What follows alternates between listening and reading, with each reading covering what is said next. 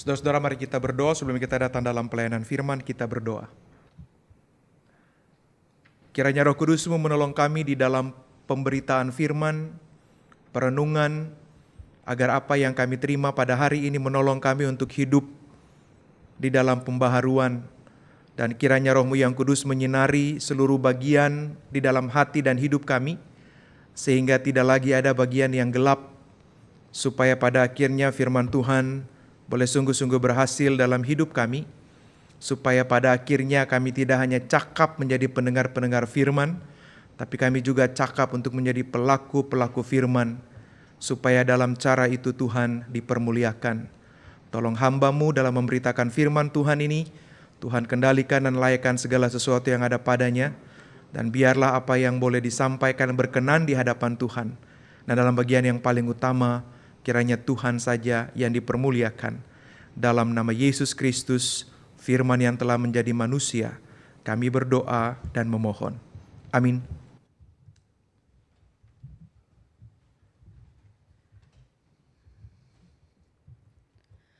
Bacaan pertama dari kitab Nabi Yesaya pasal 40 ayat 21 sampai 31. Tidakkah kamu tahu? Tidakkah kamu dengar? Tidakkah diberitahukan kepadamu dari semula? Tidakkah kamu mengerti bagaimana dasar bumi diletakkan? Dialah yang bertahta di atas lingkaran bumi, yang penduduknya seperti belalang. Dialah yang membentangkan langit seperti kain dan memasangnya seperti kemah untuk dihuni.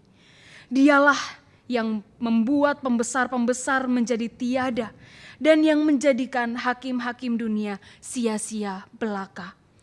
Baru saja mereka ditanam, baru saja mereka ditaburkan, baru saja cangkok mereka berakar di dalam tanah. Ia langsung meniup kepada mereka, sehingga mereka kering dan diterbangkan oleh badai seperti jerami. Dengan siapa hendak kamu samakan aku?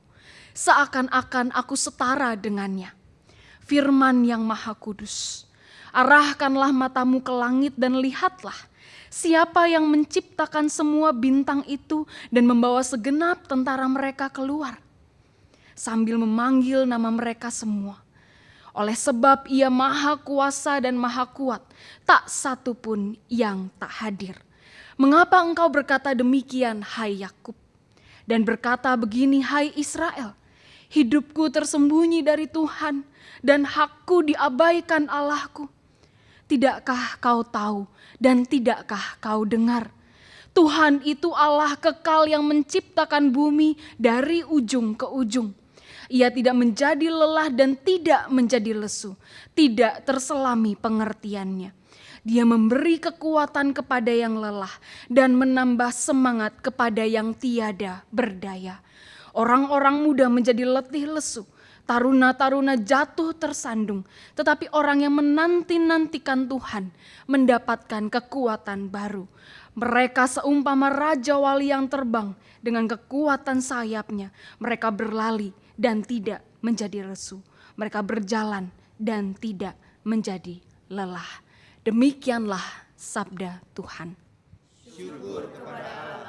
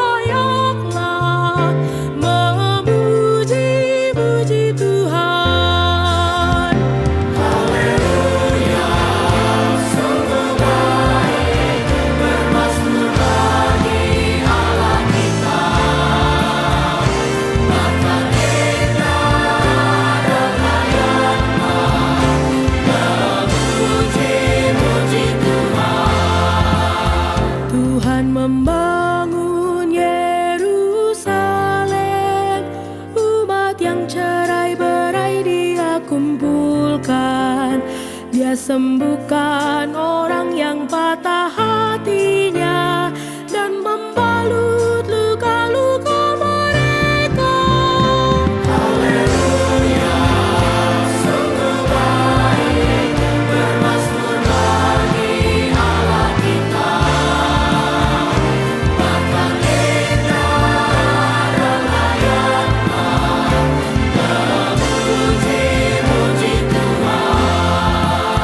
Dia menentukan jumlah bintang-bintang dan menyebut nama-nama semuanya. Besarlah Tuhan, berlimpah kekuatannya, kebijaksanaannya tidak terhingga. Haleluya, sungguh baik, bermasmur bagi Allah kita. Bahkan indah dan layak memuji-muji Tuhan. Mereka yang tertindas Dia tegakkan lagi, tapi Dia rendahkan orang-orang fasik. Bernyanyilah baginya dengan nyanyian syukur, bermasmurlah baginya dengan kecapi. Haleluya, sungguh baik, bermasmur bagi Allah kita. Bahkan indah dan layak memuji-muji Tuhan. Dia yang tutupi laut dengan awan-awan, yang menyediakan hujan bagi bumi, yang membuat gunung-gunung menumbuhkan rumput, yang memberi makanan pada hewan, kepada anak-anak burung gagak, yang memanggil-manggil. Haleluya, sungguh baik, bermasmur bagi Allah kita. Bahkan indah dan layak memuji-muji Tuhan. Dia tak suka pada kegagahan kuda, tak senang kepada kaki laki-laki. Tuhan suka kepada yang takut akan Dia, yang berharap akan kasih setia-Nya. Haleluya, sungguh baik, bermasmur bagi Allah kita. Bahkan indah dan layak memuji-muji Tuhan.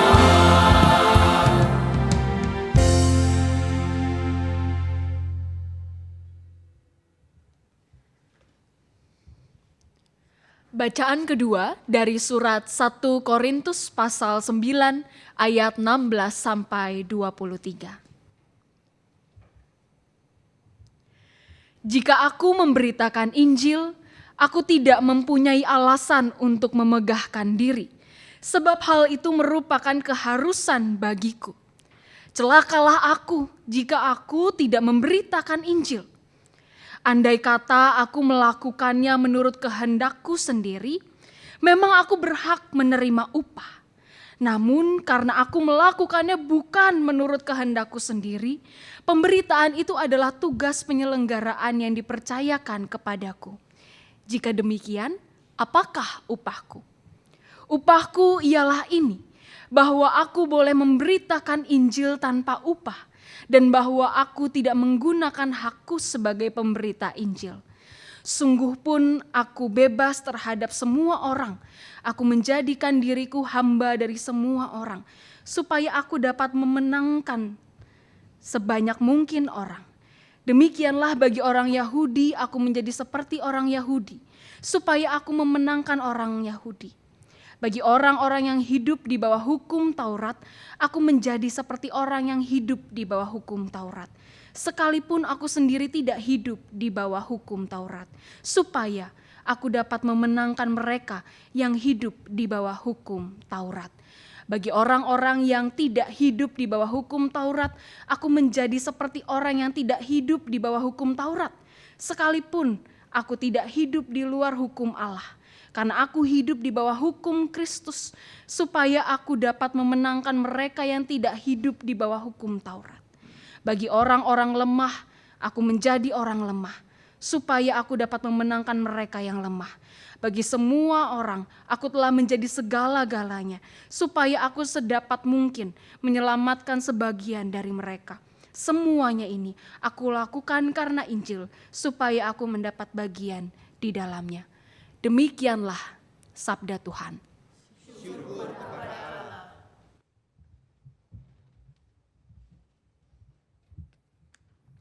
Injil Tuhan Yesus Kristus diambil menurut Markus pasal 1, Injil Markus pasal 1 ayat 29 sampai 39. Sekeluarnya dari rumah ibadat itu, Yesus bersama Yakobus dan Yohanes masuk ke dalam rumah Simon dan Andreas. Ibu mertua Simon terbaring karena demam. Mereka segera memberitahukan keadaannya kepada Yesus. Ia mendekat dan sambil memegang tangannya ia membangunkannya, dan demam itu meninggalkan dia, dan perempuan itu melayani mereka. Menjelang malam sesudah matahari terbenam, dibawanyalah kepada Yesus semua orang yang menderita sakit dan yang kerasukan setan. Seluruh penduduk kota itu pun berkerumun di depan pintu. Ia menyembuhkan banyak orang yang menderita bermacam-macam penyakit dan mengusir banyak setan. Ia tidak memperbolehkan setan-setan itu berbicara, sebab mereka mengenal dia. Pagi-pagi benar, waktu hari masih gelap, ia bangun dan pergi keluar.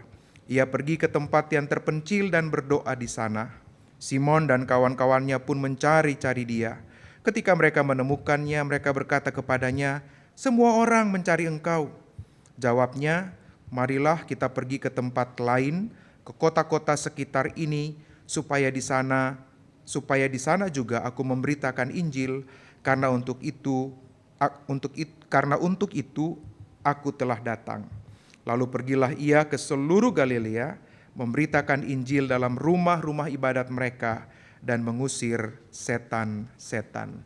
Begitulah pembacaan Injil Yesus Kristus. Berbahagialah mereka yang mendengarkan firman Allah dan memeliharanya. Haleluya.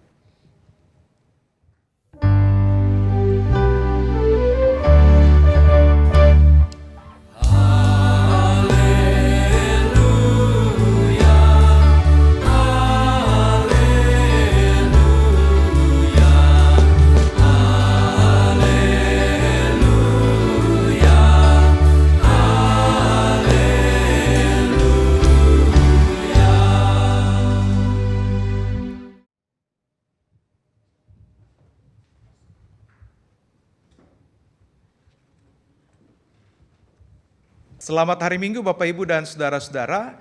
Kita bersyukur bahwa pada hari ini kita masih diberikan kesempatan untuk bersama-sama ambil bagian dalam perenungan firman dalam kebaktian pada hari Minggu ini. Dan bersama-sama kita akan merenungkan tema tentang sentuhan kasih Allah.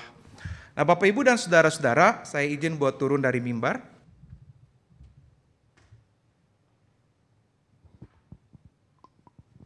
Bapak Ibu dan saudara, kalau kita bicara tentang sentuhan, maka dalam dunia psikologi, secara khusus dalam pola-pola terapeutik, kita menemukan bahwa sentuhan itu selalu memberikan dampak atau efek positif.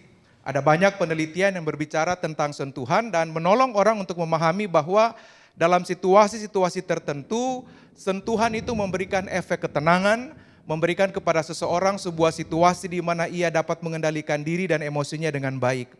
Bahkan dalam sebuah penelitian baru-baru ini menemukan bahwa bagi para bayi yang tantrum, ibu bapak dan saudara-saudara, maka ada sebuah pola terapeutik yang dikembangkan melalui sentuhan yang memberikan efek ketenangan, sebuah pola psikologi positif kepada para bayi yang tantrum, supaya pada akhirnya mereka dapat dengan mudah belajar untuk menata diri dan emosinya dengan baik. Bahkan kalau kita cukup akrab dengan pola bahasa kasih, maka salah satu bentuk di mana orang merasa dikasihi adalah dalam bentuk sentuhan. Bagi orang-orang dalam kategori ini, saudara-saudara, ketika ia disentuh oleh pasangannya, maka sentuhan itu memberikan efek di mana ia merasa dikasihi dan ia merasa disayang. Nah saudara yang dikasihi dan mengasihi Tuhan, ini menunjukkan kepada kita bahwa sentuhan dalam pola-pola yang positif mempunyai banyak dampak yang baik dan bagus. Bahkan dalam kehidupan spiritual kita, tema kita pada hari ini menolong kita untuk memahami bahwa dalam kehidupan dan relasi bersama dengan Allah, maka sentuhan kasih Allah bukan saja memberikan kepada kita dampak positif, emosi yang bagus, tapi juga mampu memulihkan kita dari perjalanan hidup kita. Manakala saudara dan saya ada pada berbagai pengalaman traumatik, pengalaman luka atau kepahitan dalam perjalanan hidup. Nah saudara yang dikasihi dan mengasihi Tuhan, Injil yang kita baca pada hari ini menegaskan kepada kita bahwa dalam perjalanan hidup, pelayanan Yesus, ada kesempatan di mana ia berjumpa dengan begitu banyak orang. Ada situasi-situasi di mana ia berhadapan dengan berbagai macam tantangan dan kesulitan. Dan teks kita pada hari ini berbicara tentang sebuah pergumulan mendasar yang dialami oleh Ibu Simon, di mana ia mengalami sakit demam. Sakit yang mungkin dalam konsep kita adalah hal yang biasa saja. Tapi yang menarik adalah ibu bapak dan saudara-saudara, ketika Yesus datang kepada ibu ini dan kemudian ia memegangnya, maka dengan istilah memegang itu kita berpikir atau kita bisa menarik sebuah kesimpulan bahwa Yesus menyentuhnya dan kemudian sang ibu mengalami sebuah bentuk pemulihan dan kesembuhan. Jadi Bapak Ibu dan Saudara, hal pertama yang kita mau pelajari dari teks-teks kita adalah bahwa kehadiran Yesus dalam hidup kita itu mengubah hidup kita yang suram. Kehadiran Yesus dalam perjalanan hidup kita mengubah pengalaman-pengalaman yang buruk menjadi sesuatu yang lebih baik. Apa yang dialami oleh seorang ibu dalam teks kita menjelaskan bahwa betul secara fisik dia mengalami pengalaman sakit. Tapi teks ini juga menolong kita untuk memahami bahwa bukan semata-mata sakit fisik. Tapi mungkin saudara dan saya ada pada pengalaman-pengalaman yang terluka. Boleh jadi kita ada pada situasi di mana kita terjebak dalam trauma masa lalu. Boleh jadi kita ada pada situasi di mana kita punya pengalaman yang begitu pahit, bitter. Kita ada pada situasi-situasi yang membuat kita tidak lega dalam menjalani hidup. Dan kehadiran Kristus membawa kepada kita kelegaan. Dia menghadirkan kepada kita sebuah cahaya yang baru, yang menolong kita untuk bangkit dari pengalaman-pengalaman itu, supaya kita bisa mengalami kehidupan yang jauh lebih baik. Jadi saudara yang dikasihi dan mengasihi Tuhan, ketika sang ibu dalam teks kita mengalami pemulihan terjadi karena ia mengalami sentuhan kasih Allah. Tuhan memegangnya, dalam teks ini memang memegangnya secara fisik. Tuhan menyentuhnya secara fisik dan memberikan kepadanya sebuah pemulihan. Maka kehadiran Tuhan dalam hidup kita, sentuhan kasih Allah dalam hidup kita, dia mampu mengubah situasi hidup kita yang suram dan mendung menjadi kehidupan yang penuh dengan cerah dan ceria. Bergantung pada bagaimana kemudian saudara dan saya mau untuk kemudian mengalami sentuhan kasih Allah. Hal yang kedua saudara-saudara yang kita terima dari teks kita, khususnya dari teks Injil adalah bahwa ketika orang ada pada sebuah kesibukan yang luar biasa, Yesus kemudian tidak terjebak pada rutinitas itu. Ketika orang begitu banyak dan berbondong-bondong datang untuk melihat, bahkan mengalami pengalaman-pengalaman ilahi yang dibawa oleh Yesus, dia tetap punya waktu untuk menyendiri dan berdoa. Namun hal lain yang menarik juga dari teks ini, ibu bapak dan saudara-saudara, ketika para murid pagi-pagi benar datang dan mencari Yesus manakala ia sedang berdoa, dan mereka mengatakan banyak orang mencari engkau. Apa yang dikatakan oleh Yesus? Ia mengatakan mari kita pergi ke kota-kota lain, ke tempat-tempat yang lain, supaya ia dapat memberitakan Injil. Jadi Yesus tidak bisa diikat oleh ketenaran. Ia tidak bisa dikungkung oleh pengakuan. Ia tidak bisa dikendalikan oleh berbagai macam hal yang dirindukan oleh orang banyak. Karena ia tahu bahwa ia punya visi, ia punya misi untuk memberitakan kabar sukacita dari Allah itu. Oleh karena itu ia memutuskan untuk kemudian pergi, berangkat ke kota-kota yang lain untuk memberitakan Injil. Bapak Ibu saudara-saudara yang dikasihi dan mengasihi Tuhan, kadangkala mungkin kita memilih untuk terjebak pada sebuah aktivitas pelayanan tertentu. Atau kadangkala mungkin kita merasa bahwa kita mengalami banyak pengalaman-pengalaman yang bagus. Atau mungkin kita merasa bahwa dalam situasi tertentu kita ada pada situasi atau peristiwa-peristiwa yang membuat kita merasa dibutuhkan, membuat kita merasa penting, membuat kita merasa diakui. Kita mengalami banyak pujian pada setiap aktivitas pelayanan yang kita lakukan, dan itu sungguh memberikan kenyamanan tertentu. Pada akhirnya apa, saudara-saudara? Kita memutuskan untuk tetap tinggal di situ, padahal mungkin Tuhan punya maksud yang lain. Boleh jadi dia punya tugas yang lain atau dia punya kehendak yang lain bagi saudara dan saya untuk pergi dan melakukan perbuatan-perbuatan lain untuk memuliakan Tuhan dalam perjalanan hidup. Tapi kadangkala karena kita terjerat oleh egoisme diri kita dengan pengakuan, predikat, pujian dan sebagainya, maka pada akhirnya kita memilih untuk tinggal dan kita menikmati segala sesuatu. Sehingga pada akhirnya seluruh format pelayanan kita dan apapun yang kita lakukan bukan lagi tertuju pada kemuliaan Tuhan, tapi semua berkaitan dengan diri kita sendiri. Jadi hal kedua yang kita pelajari dari teks kita pada hari ini adalah bahwa biarkan Tuhan yang mengarahkan setiap aktivitas pelayanan kita. Biarlah Tuhan yang mengatur dan memberikan jejak bagi kita untuk kita tempuh. Untuk apapun tanggung jawab yang Tuhan percayakan kepada saudara-saudara dan saya. Apakah oleh karena itu kita nggak boleh terima pengakuan atau pujian? Boleh-boleh saja. Tapi jangan lupa supaya kita tidak terjebak pada semua hal itu. Yang ketiga, Bapak Ibu dan saudara-saudara, yang kita pelajari dari teks ini adalah bahwa kesembuhan atau perubahan suasana hidup, pembebasan dari berbagai kekuatan jahat itu tidak bersifat personal, melainkan juga bersifat sosial. Sebagaimana ibu mertua dari Simon ketika ia mengalami pemulihan karena mengalami sentuhan kasih Allah, dikatakan oleh teks kita ia tidak kemudian tinggal menikmati kesembuhan itu bagi dirinya sendiri. Tapi dikatakan bahwa setelah ia mengalami pemulihan itu, ia bangkit, lalu ia mulai melayani mereka. Dan kata melayani yang digunakan tentu berasal dari bentukan dasar diakonia yang menunjukkan bahwa ia betul-betul melakukan sebuah kegiatan untuk melayani orang-orang itu secara utuh. Jadi ketika ia mengalami sentuhan kasih Allah secara personal, maka ia tidak berhenti di situ. Ia bangkit dan ia melakukan tugas sosialnya.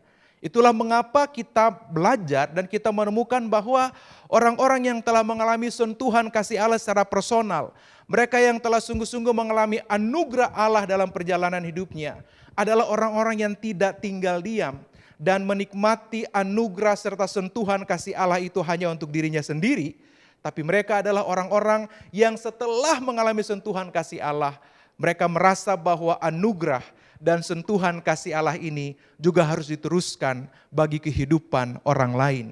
Sama seperti ibu mertua Simon, saudara-saudara, maka ketika saudara dan saya merasa diberkati oleh Tuhan, merasa telah mengalami anugerah Tuhan, merasa dikasihi oleh Tuhan, maka panggilan kita adalah untuk meneruskan pengalaman-pengalaman personal tadi dalam kehidupan komunal, dalam kehidupan sosial kita. Supaya semakin banyak orang merasakan cinta Tuhan dalam kehidupan bersama. Saudara-saudara yang dikasihi dan mengasihi Tuhan, semua ini terjadi pertama-tama juga karena ibu mertua dari Simon membiarkan dirinya. Dan ia terbuka untuk mengalami sentuhan kasih Allah. Ia bersedia untuk dipegang oleh Tuhan. Dan karena itu dia mengalami pemulihan. Banyak dari kita, ibu bapak dan saudara, ketika kita berhadapan pada pengalaman-pengalaman yang tidak menyenangkan atau situasi-situasi yang membuat kita terluka, boleh jadi ada banyak dari kita yang tidak membiarkan Tuhan memegang kita. Banyak kali ada dari antara kita yang tidak terbuka untuk mengalami sentuhan kasih Allah. Kita membiarkan luka-luka kita terus menganga dan kita menghidupinya setiap hari. Itulah mengapa pada akhirnya kita tidak kunjung pulih dari pengalaman-pengalaman itu. Kita tidak siap untuk menerima sebuah kenyataan bahwa kita terluka, bahwa kita butuh pemulihan Tuhan, bahwa kita ada pada situasi-situasi yang berjuang dan bergumul. Karena kita tidak mampu menerima kenyataan-kenyataan seperti itu, maka kadangkala sentuhan kasih Allah tidak mampu juga untuk menjangkau kita. Bukan karena Allah tidak mampu, karena kita memilih untuk tidak terbuka dan menyambut sentuhan kasih Allah. Ada seorang psikiatri, seorang psikolog dan juga orang yang terlibat dalam banyak pengalaman-pengalaman konseling. Namanya adalah Elizabeth Kubler-Ross. Salah satu grafik atau kurva yang dipakai dalam proses pemulihan yang banyak dipakai di mana-mana adalah grafiknya Elizabeth Kubler-Ross. Pada titik pemulihan menurut Ross, bahwa orang-orang hanya dapat mengalami sebuah proses pemulihan ketika mereka ada pada titik penerimaan atau acceptance, pada pengalaman-pengalaman terluka. Mereka mengakui kenyataan, mereka menerima semua peristiwa-peristiwa hidup. Dan bagi Elizabeth Kubler-Ross, penerimaan atau acceptance adalah titik pertama seseorang mengalami pemulihan. Dalam tradisi spiritual kita mengakui dan kita bisa memaknai bahwa ketika seseorang mampu menerima pengalaman-pengalaman hidupnya, ketika orang mampu untuk menyadari bahwa ia ada pada situasi-situasi yang tidak ideal, dan orang menerima pengalaman-pengalaman itu, maka disitulah titik awal orang mengalami pemulihan dan sentuhan kasih Allah. Sebab hanya dalam tindakan menyadari dan menerima kenyataan hidup, saudara dan saya akan mampu untuk terbuka untuk dipulihkan. Sama seperti seorang yang sedang sakit, kalau ia terus menyangkal bahwa ia sakit, maka ia tidak akan mengalami tindakan pemulihan dari dokter, atau ia tidak bergerak ke arah dokter untuk dipulihkan. Hanya ketika seseorang menyadari bahwa ia sedang sakit, ia sedang terluka, maka ia terbuka untuk dipulihkan oleh sang dokter. Hidup spiritual saudara dan saya juga demikian. Saudara dan saya akan sukar untuk mengalami sentuhan kasih Allah kalau saudara tidak mampu untuk menerima kenyataan hidup yang ada dalam berbagai situasi dan kondisi yang membuat kita bergumul dan berjuang. Bapak, Ibu, dan saudara-saudara yang dikasihi dan mengasihi Tuhan, kalau kita lihat dari pengalaman-pengalaman kidung-kidung pujian kita, mungkin salah satu pujian yang menurut saya, atau kita bisa lihat dari berbagai sisi, salah satu pujian yang didasarkan pada pengalaman patah hati. Jadi kita punya buku nyanyian tuh ada satu kisah yang berasal dari pengalaman patah hati, broken heart. Itu ada dalam Kidung Jemaat 366, Ya Kasih yang Merangkulku. Penulisnya adalah George Mason. Jadi syair-syair itu lahir dari sebuah pengalaman broken heart. Jadi pada waktu ia hampir menikah dengan sang tunangannya, tahu-tahu di ujung rencana itu ia dideteksi mengalami kebutaan yang fatal dan tidak terpulihkan. Hingga pada akhirnya sang calon istri kemudian memutuskan untuk meninggalkannya karena dia tidak mau menikah dengan laki-laki yang cacat apalagi buta. Di tengah-tengah keterpurukan itu, saudara-saudara, Melson kemudian mengurungkan dia melarikan diri ke dalam kesepian. Ia membatasi dirinya dalam perjumpaan-perjumpaan dengan orang lain, dan ia memutuskan untuk menyendiri lalu mengutuki dirinya sendiri. Bahkan dalam satu situasi ketika sang adik perempuannya akan menikah, ia merasa bahwa ia tidak bisa hadir karena pengalaman menikahnya sang adik mengingatkan dia pada pengalaman patah hati yang pernah ia alami, bahwa ia seharusnya juga ada pada pengalaman serupa. Namun saudara, pada satu titik di mana ia sedang betul-betul bergumul dan berjuang, ia mengingat bahwa kasih sayang Tuhan itu tidak berkesudahan. Ia mengingat bahwa berkat Tuhan itu selalu baru. Kasih setia Tuhan itu tidak pernah putus dalam kehidupan. Lalu dari pengalaman akan ingatan itu, kemudian ia mulai bangkit. Dan ia terus-menerus merenungkan, belajar untuk terus memaknai dan merasakan cinta Tuhan dalam perjalanan hidupnya. Sampai pada satu titik ia mencetuskan syair-syair dalam lagu itu yang lahir dari pengalaman yang bitter, pengalaman yang terluka, pengalaman yang sungguh-sungguh menyakitkan, pengalaman ditinggalkan oleh orang yang sangat dia cintai. Tapi yang menariknya adalah bahwa ketika ia sampai pada titik penerimaan yang utuh pada pengalaman-pengalaman hidup itu, ia terbuka pada sentuhan kasih Allah yang memulihkan dan menyelamatkan. Bapak, Ibu, saudara-saudara yang dikasihi dan mengasihi Tuhan, mungkin saat ini kita ada pada pengalaman-pengalaman serupa. Boleh jadi kita masih menyimpan sakit hati yang bertahun-tahun. Kita menyimpan kebencian pada orang-orang tertentu dalam waktu yang sangat lama. Atau boleh jadi kita menyimpan perkataan-perkataan yang menyakiti dari teman kita, dari pasangan kita, dari saudara kita, dari teman sepelayanan kita atau siapapun dalam komunikasi dengan kita. Mungkin saja kita mengingat-ingat dan kita membiarkan peristiwa-peristiwa hidup yang melukai itu terus menjadi bagian dari pengalaman hidup kita. Dan anehnya kita tetap menghidupi pengalaman-pengalaman yang tidak menyenangkan itu. Karena itu berita firman Tuhan pada hari ini mau menolong kita supaya kita belajar dan kita mau datang mengalami sentuhan kasih Allah, terbuka terhadap karya pemulihan Allah dalam kehidupan kita. Sama seperti Paulus yang setelah dia mengalami karya pemulihan Allah, dia tidak bisa diam. Dia mau terus menghadirkan pengalaman mengalami sentuhan kasih Allah lewat pemberitaan Injil itu kepada orang-orang yang lain. Dan karena itu dia mau terus melakukannya hanya dengan satu alasan. Hanya karena ini adalah bagian yang dikehendaki oleh Tuhan. Seperti bacaan kita yang pertama, kita juga menemukan bahwa orang-orang Israel ketika mereka ada di pembuangan dan mereka akan kembali, mereka juga belajar untuk menajamkan pengalaman iman mereka akan sentuhan kasih Allah. Akulah Tuhan yang melakukan segala sesuatu. Dan karena itu Tuhan menegaskan bahwa di dalam pertolongannya, di dalam kendalinya, dan di dalam kekuasaannya, maka bangsa yang sedang bergumul ini juga dapat mengalami kasih sayang Tuhan. Bahkan ketika mereka sedang ada pada pengalaman-pengalaman yang tidak menyenangkan.